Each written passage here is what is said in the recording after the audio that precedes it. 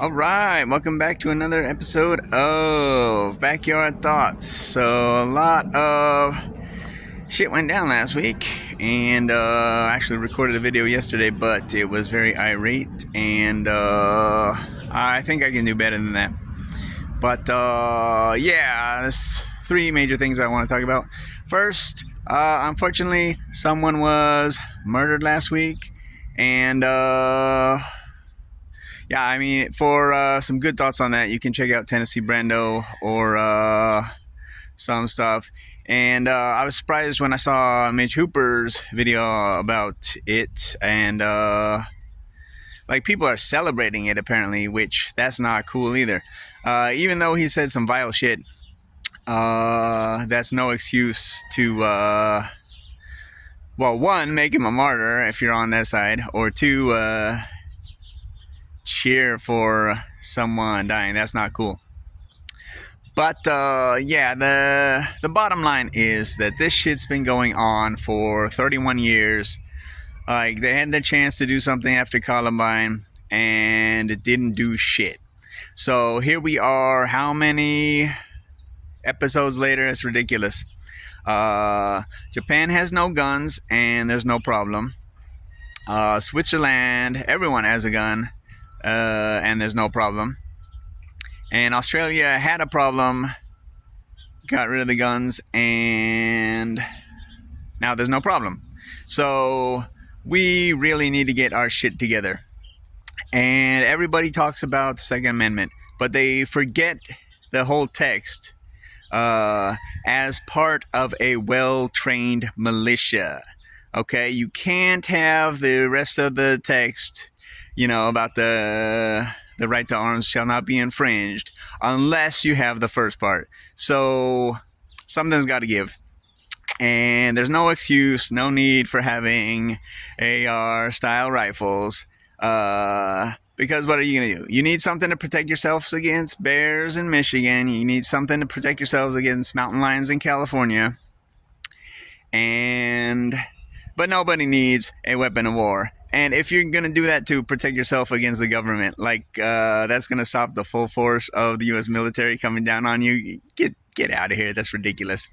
But something needs to be done. So get your shit together, people, and come together and have some actual dialogue on the issue, instead of just whataboutism and left versus right, team red and team blue. Wrong. This is team red, white, and blue. Get your shit together. Okay. And not as angry as yesterday. But you can imagine, probably. All right, number two. I did want to talk about sports because it's coming up on week 4 in college, week 3 in the pros. And the officiating is not good. Ball spotting can be pretty bad at times. Calling tic-tac flags on football plays is some bullshit. And then there's some calls that just are actually blatant, and then they're still not called. So I don't know. I mean, the quality of the sport has gone down since I was watching it regularly. And that's on both levels. And tackling. Jesus Christ, can someone make a tackle? I mean, come on. Now, you're supposed to wrap them up, tackle them backwards. Now, if they can even get to the guy, they tackle him forward. So, what's the point? Get some defense. The only teams that can stop the bleeding and play some actual defense are going to make it anywhere in the playoffs for both college and pro. But and yeah, there's another thing with the umpires in Major League Baseball. I know what a strike is and I know what a ball is. And this strike zone is shrinking. It used to be letters to knees, and that zone is so microscopic. It's like they want offense and they don't want pitchers to succeed. But yeah, it's ridiculous. Okay, so that was sports. And then, of course, gaming is the third thing because Nintendo had their Direct, but we'll get to that in a second. Because Chris Houlihan, I think that's his name, he was the secret in The Legend of Zelda: Link to the Past. He won a Nintendo Power contest or something or other. And was it last week or 2 weeks ago? He started blowing up online about being the secret in A Link to the Past. And I'm like, why the hell is this blowing up online? I know I've seen this before. So I did a search for Link to the Past secrets. And lo and behold, a year ago there was a video on secrets. And yeah, he showed up. But on top of that, 2 years ago there was a video of Zelda secrets. And that showed up. And I think I remember seeing it in You Can Beat Video Games Strategy Guide, which was 3 years ago. But yeah, so I'm doing this search, wondering why the hell it's blowing up now when it's been covered multiple times.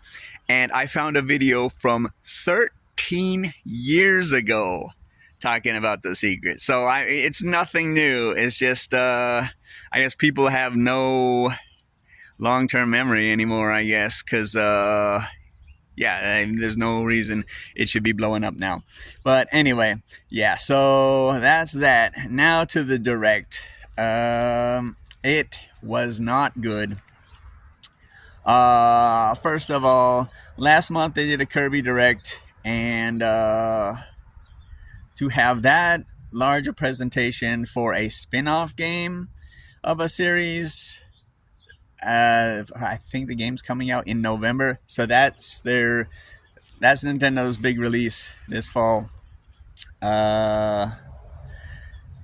Like, that shit could have waited.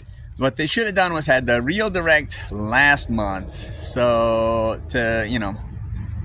but I think they did it out of spite, because the internet's, rumors, there's gonna be direct incoming, blah blah blah blah blah blah blah blah. It's like, shut the hell up. Until Nintendo confirms something, just shut up. It's just rumors and hearsay and a bunch of shit nobody wants to hear. Stop wasting everyone's time with rumors. But yeah, so Nintendo should have had their main Direct last month. That would have shut everybody up, given us some release dates and future games to plan around, even though I still don't have a Switch 2, and there's only a handful of games I actually want for it. We'll get to that in a few seconds. But yeah, the main Direct should have been August. And then 20 minutes of Mario should have been its own Direct. So you add that on, it was an hour and 5 or 6 minutes long. That's just ridiculous. Especially since, like I said before, everyone has the attention span of a gnat and doesn't remember anything. So that could have been its own Direct for 20 minutes this month. And then they're doing a second Kirby Air Riders Direct.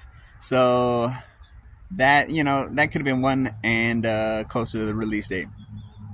So on to the actual content.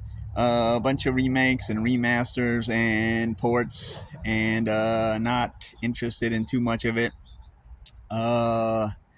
And it's not like any of the games will be physical. But yeah, they came out with Metroid Prime 4, finally. We got a release date, December 4th, so that's cool. And they came out with the awesome Tron bike. And I liked it at first, but then I realized that how big is this game going to be?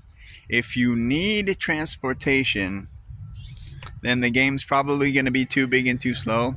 Like, Dread was good with its teleporters and elevators, but